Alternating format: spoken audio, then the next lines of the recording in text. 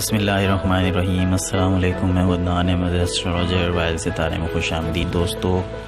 آج ہم آپ کے سامنے پیش کریں گے سیگیٹیریس یعنی برج قوس کا اپریل 2020 کا ذائچہ منتھلی فورکاسٹ۔ جس طرح سے ہم ہر مہینے آپ کے سامنے پیش کرتے ہیں، اس مہینے بھی آپ کے سامنے پیش کریں گے دوستو۔ ویڈیو کا باقاعدہ آغاز کرنے سے پہلے آپ سے وہی درخواست کہ ہمارے چینل کو آپ ضرور سبسکرائب کر لیجئے اور بیل آئیکن کو بھی پریس کر دیجئے تاکہ بر وقت آپ ہماری ویڈیوز کو دیکھ سکیں دوستو۔ گزشتہ ماہ کی طرح اس مہینے بھی آپ کا رجحان روحانیت کی طرف رہے گا۔ مشتری اور پلوٹو سارا مہینہ مل کر سفر کریں گے، اس لیے مالی امور میں آپ کی سکس سینس بہترین انداز میں کام کرے گی۔ گزشتہ ماہ جب آپ روحانیت کی طرف جب مائل زیادہ ہو جاتے ہیں تو آپ کی جو سکس سینس ہے وہ بہت زیادہ اچھی طریقے سے کام کرنا شروع کر دیتی ہے، سمجھے چارج ہو جاتی ہے۔ تو اس مہینے بھی روحانی سفر میں نئے راستے کھلیں گے، نئے انکشافات ہوں گے اور شاید آپ کے ساتھ نئے مافوق الفطرت تجربات بھی ہو سکتے ہیں۔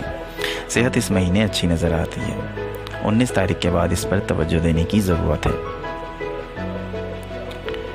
بعض اوقات خصوصاً اس وقت جب صحت اچھی ہوتی ہے تو ضرورت سے زیادہ فوکس انسان کو وہم میں مبتلا کر دیتا ہے، یعنی اس سے خود وہ بیماریاں نظر آنے لگتی ہیں جن کا حقیقت میں کوئی وجود نہیں ہوتا۔ ان دنوں شاذ و نادر ہی کوئی سیگیٹیریس فرد ایسا ہوگا جس کے پاس روزگار نہ ہو، لیکن اگر آپ ان کامیاب افراد میں شامل ہیں تو اس ماہ آپ کو روزگار کے خوشکن مواقع میسر آ جائیں گے۔ ممکن ہے بیرون ملک جانے کا موقع بھی مل جائے۔ اگر آپ برسری روزگار ہیں تو دوسری جاب کا موقع پیدا ہو سکتا ہے۔ اگر آپ آجر ہیں یعنی دوسروں کو ملازمت دینے کے مرتبے پہ فائز ہے تو اچھے ملازم میں میسر آ سکتے ہیں، اور شاید آپ کی افرادی قوت میں اضافہ ہو سکتا ہے۔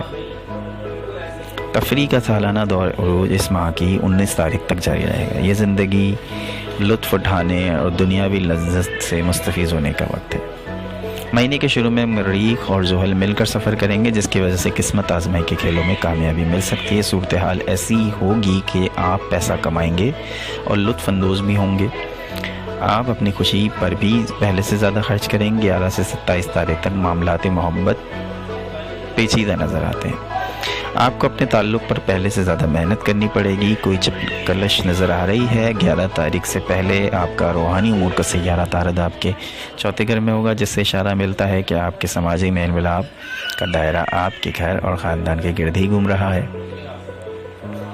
روحانی اور جذباتی مطابقت کی اہمیت میں اضافہ ہو گیا ہے۔ 11 تاریخ کے بعد عطارد آپ کے 5ویں گھر میں داخل ہو جائے۔